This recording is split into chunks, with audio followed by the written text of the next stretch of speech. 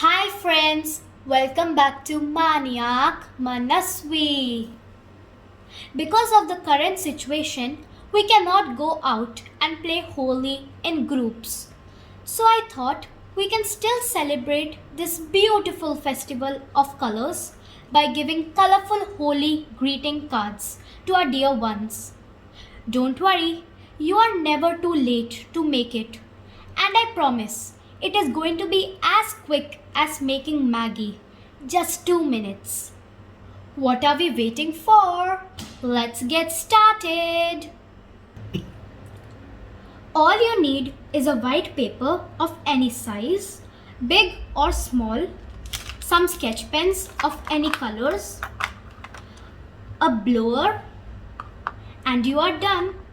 If you don't have this blower, you can also use any old toothbrush and dip it in poster colors to do the trick. So, what are we waiting for? Let's get started.